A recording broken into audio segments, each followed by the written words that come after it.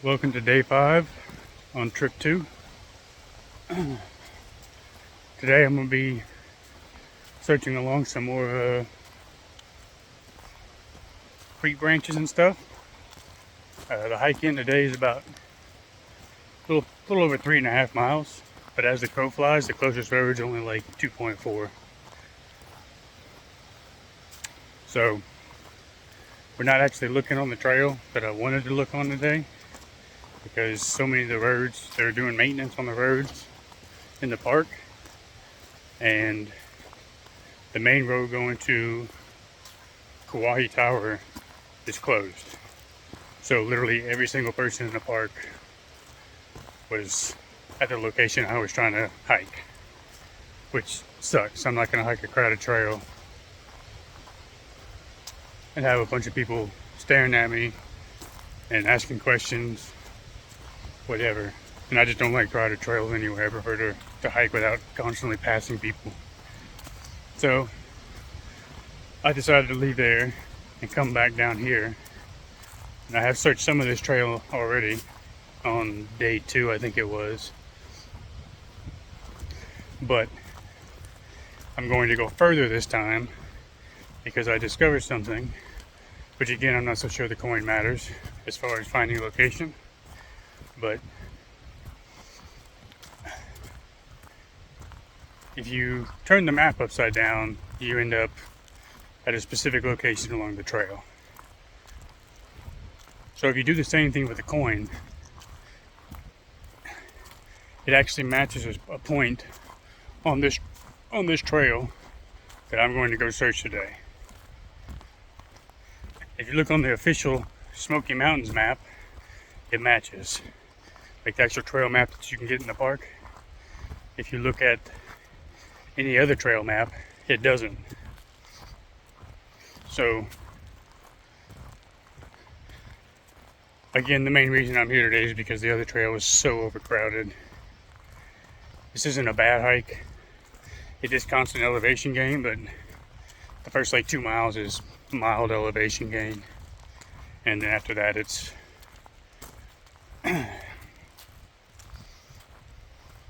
I don't know, like 1,000 foot, I think, over 1.6 miles. So supposedly it's known for its strenuous elevation gain, so, but that puts the entire trail being downhill on the way out, so shouldn't be too bad. Got a sandwich I made. Since I'm starting the day so late, it's already like, I don't know, a little after 2 maybe, with all the traffic and everything coming in. So I'm gonna shut up now, eat my sandwich, and hike to my location. Alright. So I'm 2 miles in now. I'm at the shelter that's along the trail at the junction. I'll sit here and take a break for a minute. It took me less than 15 minutes to do the first mile. And then the second mile took me nearly twice as long. Yeah, right at twice as long because of the elevation gain in it. And once I get past this point, the elevation's even worse. So it's going to be a slow hike in. Got about 1.5 miles left to go. And then I'll be at my search location. And I'll start looking around. I have no idea what I'm walking into because I couldn't find any pictures online of the area. But I'm going to look regardless of what I walk into. Because even though I have my beliefs of what kind of terrain it is or where it is, the fact of the matter is it could be anywhere. So I'm going to look everywhere. We'll sit here and take a break for a while though. And this is the area that I was scouring on day 2. I never did cross and go over there.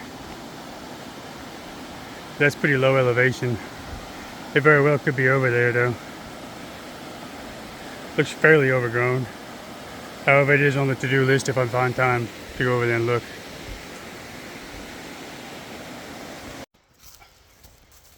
One and a half miles to go. 1.5 miles to go. This looks like it would be pretty decent terrain to hide a box. All these rocks and boulders going all the way up. Who knows, maybe I'm onto something. So I'm about a quarter mile into that hike past the shelter, which gives me another 1.25 miles. And it's taking me about 15-20 minutes to do that hike. And it's only going to get slower. So with it being so late in the day, it's already 3 o'clock. Instead of hiking up there and feeling rushed to search and get out in time, because I still have to go grocery shopping. My fridge is almost empty. I need to refill my water. I just have stuff I have to do. And I mean, I wouldn't even make it up just before 4:30. And it's going to take me a good hour and a half probably to get out. So with it being so late in the day, I decided I'm just going to hold off on that one for the day. And I'm going to come back down to that area that I was pointing at a while ago. And I'm going to search a little bit more down there and on the other side of the creek. That way that pace is covered. I get something out of the day. It's not just a waste hiking 2.25 miles and then hiking back out. And I'm not just hiking up there feeling rushed. So that's the plan now.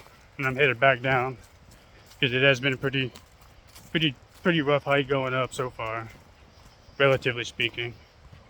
And it's still got a good little ways to go. And to be honest with you, I'm just not feeling it today.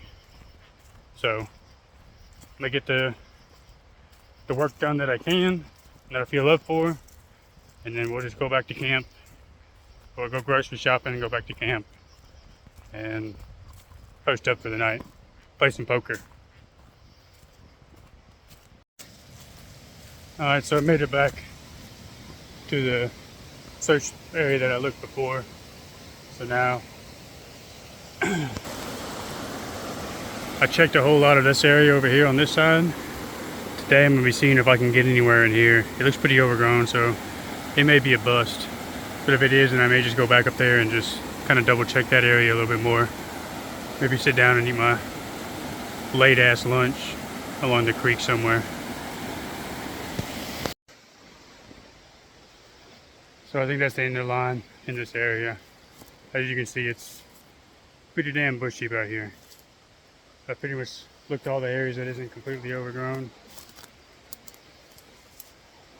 I'll keep looking around as I work my way out, but I mean, if this isn't bushwhacking, it's borderline. I'm having to shove through all kinds of trees and briars and brambles and stuff. The creek is right down there, so I'm gonna make my way back down there. Again, this isn't one of the spots that I firmly believe it's at. I'm still like stuck on that location on the Appalachian Trail because it makes so much sense to me. But I've also searched quite a bit. That being said, I've had this mindset where I've been kind of biased on what kind of terrain it would be hidden in. You know, I prefer the rocky locations and stuff like that, but it doesn't necessarily have to be that. My girlfriend made the comment that that's where she would hide it. Is not in one of those locations, is underneath a log or inside of a tree stump or whatever that's hollowed out, whatever, you know. I would have never thought that because it just doesn't seem like it's going to be there in 15 years if no one finds the box. So, but if he doesn't have the mindset that I have and he has the mindset that she has, then I need to go back and do some double checking of some areas that I didn't thoroughly look through. And like I said, I'm so firmly sure that it's there. Like I'm positive it's in that area that I'm going to keep going back and looking in between all these other trails and places that I'm looking, because these trails are just like what ifs. You know, I find some pin in the trail that matches the coin, or I find, you know, this creek branches that look like a tree, you know, or something like that. Or I just find something else that kind of possibly aligns with it. I wouldn't say loosely, well, I would say loosely aligns with it, but I'm in the area, and hiking that one trail over and over and over again has become such a drag that it's not fun anymore. It's not exciting. It's pure work, and very discouraging when you keep coming out empty-handed. But like I've said in previous videos, a lot of people knew exactly where to look for the forest spin box, and it still took them 15 years to find it. So that being said, it could be right there under my feet. I could be just walking right past it because I'm not walking and looking around the right side of the tree or whatever, you know. So I'm going to keep going back because I'm so sure it's in that area. There's nothing that's turned me off from that area. It makes me believe that it's not there. It's become such a task to hike that same trail in. I've tried to space out some of the things that I look at, like I went to the jump off the other day when it was raining, and that was a really great sight. And like I was there at the perfect time where the fog was rolling in and rolling out, so you got to see all that low-hanging fog through the mountains and stuff. Got some really great pictures and footage, and just sat there for like an hour. At the end of the day, I was soaking wet from hiking in the rain all day, but it was a good hike. And then you got Charlie's Bunyan in the area. You can hike over to Mount LeConte. I haven't made it over there yet. That's a long hike. I think it's like an extra 5 miles or something. So I don't know if I'll be doing that one. But yeah, so spacing it out and seeing these other sites has been pretty good. And then like maybe going back to these sites later on, like I said, the little overhanging fog was there. That was there. Like I didn't get a clear picture of it. By the time I left, it was completely whited out. You couldn't see anything, which was kind of cool, but it's also kind of aggravating. So yeah, that's my main site I'm looking for. So I'm gonna go back and really thoroughly search some areas, and I'm also gonna go deeper into the forest because I don't even think I made it 100 yards out yet, and I don't really know what's he saying. What he says is too close, because I mean I mentioned it before that I feel like that's relative. I can go pretty far back without getting lost and finding my way back, but a lot of people can't. So I almost feel like 100 yards is a good distance. I wish he would give some clarification on it. But then there's also the fact that if it's along a creek bed, which I believe it might be, then, or like in the general area, then you always have something to follow your way back to the trail with. So you're not going to get lost. You can go 2 miles into the wilderness and find your way back. So I mean, if he's got that mindset, then it could be anywhere. It could be pretty deep into the woods. Hopefully he didn't do that though. Okay. So no box. I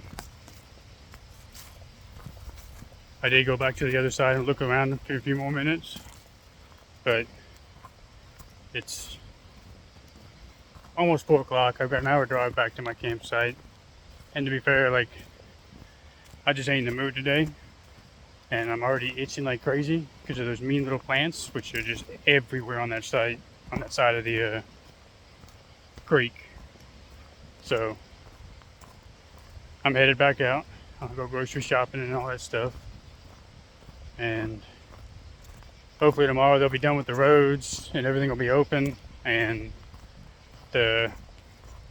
my main search area won't be overcrowded. If it is, then I may just take another day off and chill around the campsite, and we'll see.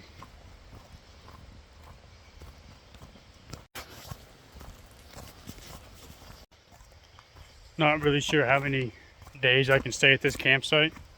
I may just stay until someone runs me out, but I think I'm actually getting pretty close. I've been here about a week for this trip. I think I got here on the 1st of September, and it's the 9th now, I believe. Might be the 8th. Let me check. It's the 9th now. So the way it works is in the 30-day window, you can stay somewhere for 14 days out of those 30 days. And I was here mid-August, but I was only here like I think maybe 3 or 4 days, and the weather was crap, so I did a few searches and then left out. So if you factor in those days, then I'm getting pretty close to my 14-day limit. But well, I've had a few people drive up to the campsite, like the whole campsite I mean, the other campsite down the road hasn't been used, so it tells me that nobody's really coming there to camp. So it's not like I'm impeding on anybody's camping time. There is one person that came through.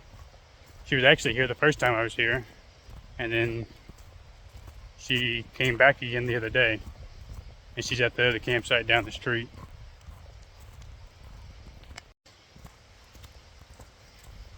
So that being said, if I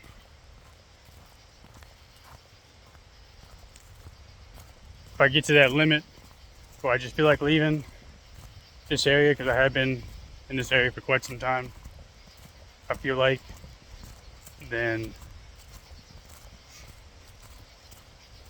I'll head over to the north side of the park, which I have to drive all the way around because 441 is closed.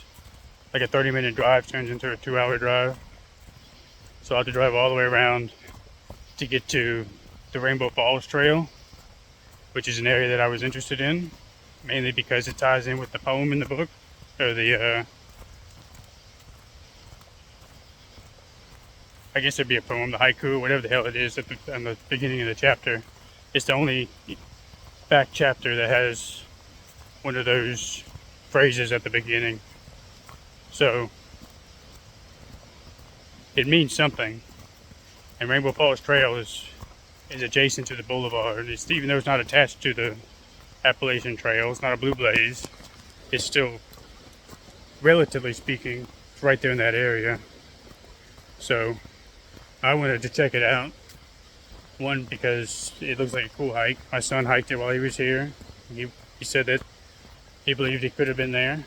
So I'm going to go check it out and see Rainbow Falls and check all the creek branches and everything. And that'll probably be the last spot that I check. So I'm not going to go do that until right before I leave. And I might spend a day or 2, 3 days in that area checking it out. I think there's another national forest right up there, but I think it's part of Nantahala National Forest as well. So there should be some dispersed campsites within a reasonable driving distance of the national park. So that's kind of the plan right now. We'll see what happens if anything changes. Not in any big rush to leave, but I am a nomad by nature. So if I stay in one spot too long, I really start to get antsy. And it is starting to get close to ski season. And I would like to kind of go out to the Midwest, Utah, Colorado, Nevada, whatever, and post up out there. Because I love the desert environment. That's actually my preference when it comes to boondocking and hanging out. A lot less rain comes through, which is very conducive to Jeep life. But it is hotter and drier and dustier, so you get dust everywhere. Definitely my preference though. So when it does come time to leave, I do plan on releasing the rest of my solve. I am somewhat hesitant to, due to the fact that, because it's my solve. And I feel like there's a lot of people who they know where it's at. But I feel like they're doing it wrong. Of course, everybody feels like that. But I feel like a lot of the people will look at what I have to say and go like, holy crap, that makes perfect sense. And they're going to turn away from matching their symbols and grid lines and all this stuff, because those symbols are so ambiguous that they can be matched to anywhere along the Appalachian Trail. I don't think they're anything of massive significance to finding it. Now, I could always be wrong, and they may be what's actually you use to unlock the actual exact location of it. But I feel like the information that I have figured out, and it was completely by accident I figured it out, but when I figured it out, it was like, huh, that really makes perfect sense. So, and it aligns with everything in the chapter, things that he says, and It aligns with things that you see boots on the ground. So I'm really, really confident, and that's why I've been in that same area looking for so long, so many times, because it's such a strong candidate for the location. But I could be wrong. Other people may look at me and just be like, that's too easy, that's too dumb, but I don't think it is. I think it makes perfect sense in the fact that you have 2,200 miles, but it puts you right at that location exactly. Then it makes it a strong candidate for anybody. Like, nobody can really deny what it is. Alright, day 5's down. Back at the trailhead. Kind of a bust, but I did look a little bit, and being a bust is kind of expected, so I really didn't put a whole lot of effort into it. So that's it for the day. Hopefully I said something that you can find useful in your hunt. Till next time. And this is another reason I wanted to leave early.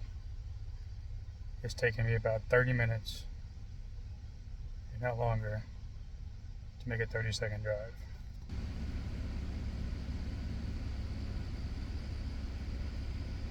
They are redoing the roads in the Smoky Mountain National Park. And yes, I know I need a new windshield.